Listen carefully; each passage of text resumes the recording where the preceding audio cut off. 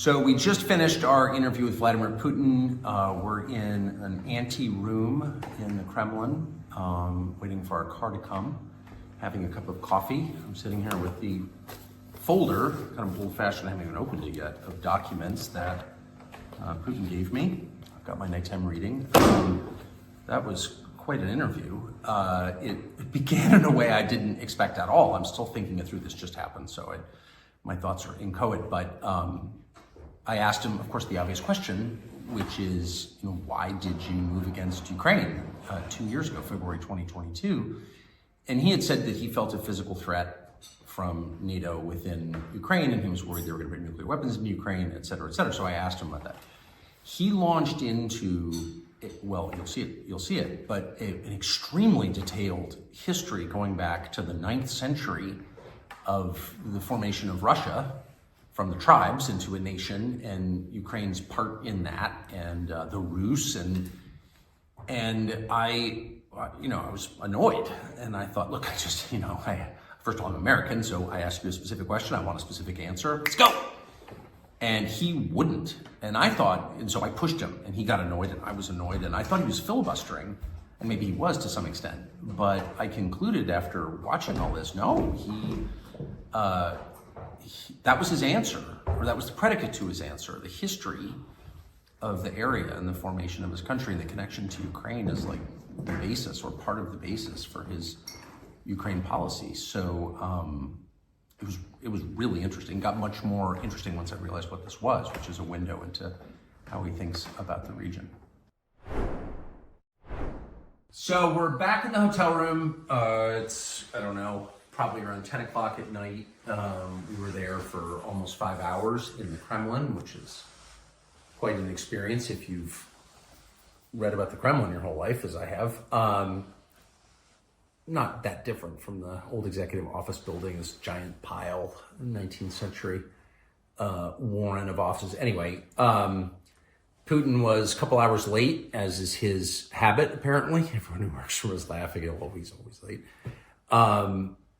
But that, I'm not exactly sure what I thought of the interview. It just happened. It's probably going to take me a year to really decide what that was. But a couple of quick perceptions. One, Putin is not someone who does a lot of interviews. Well, really any interviews. He's done an interview in almost 4 years. He's not good at explaining himself, I didn't think. He's smart. There's no question about that.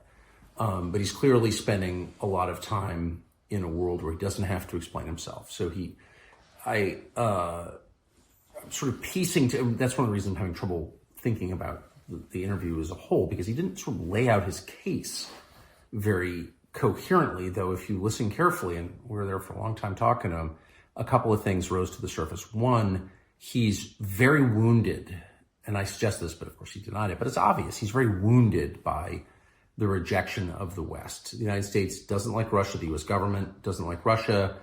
I think, like a lot of Russians, he expected the end of the Cold War would be sort of Russia's invitation into Europe, or sort of into Europe, because it is a European country that's half in Asia. But there's a lot that's European about it. And if you come to Moscow, it's a very European city. You see it and you can feel it culturally. And the West rejected Russia. And maybe, I'm not even taking sides in this. Maybe there were good reasons. I don't know what they would be, but in any case, the West was determined not to be allied with Russia. That's very obvious. That's the whole point of NATO, I guess, is to contain Russia.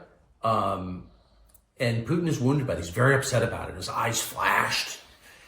When we talked about that, as we did, for probably over an hour, he didn't have a coherent theory that he was willing to tell me anyway as to why that is.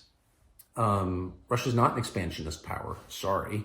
You're not supposed to say that, because all the Victoria Nulands and all the liars and ideologues who run the State Department want to make him into this, Hitler, Imperial Japan. But the truth is that that's just false. It's just stupid, actually. You have to be an idiot to think that. Russia's too big already. It's the biggest landmass in the world. They only have 150 million people.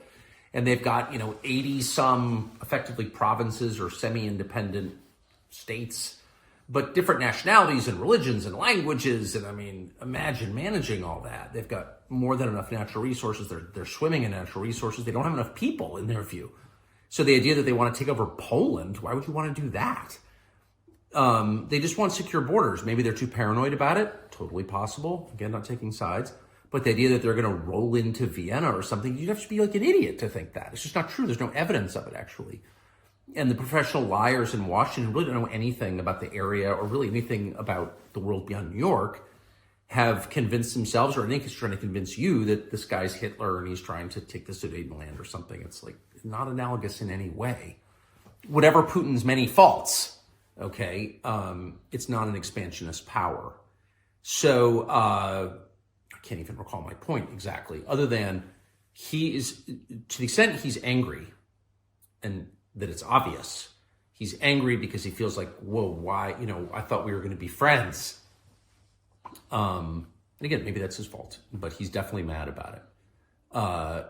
And the second thing I would say, which I thought was kind of really striking, is that he was willing to admit that he wants a peace deal in Ukraine, and sort of give it away and just sort of say that out loud. He said it a couple of different times. Again, maybe he's lying in ways I didn't perceive, but he kept saying it. And I don't know why he would say it if he didn't mean it. And of course, there is, as a matter of fact, there is evidence overwhelming that there was a peace deal or part of a peace deal at the beginning of peace talks, a settlement of some sort on the table a year and a half ago, that the former Prime Minister of Great Britain, Boris Johnson, scuttled on behalf of the Biden administration and convinced Zelensky and the Ukrainian government not to enter into these talks. I mean, that's kind of an established fact. The Israelis were there. They revealed this. I mean, that happened. So, but Putin, for his part, again, even talking about Putin, you feel like I'm flacking for Putin. I'm from La Jolla, California, not flacking for Putin. Please. I'm just trying to assess this rationally.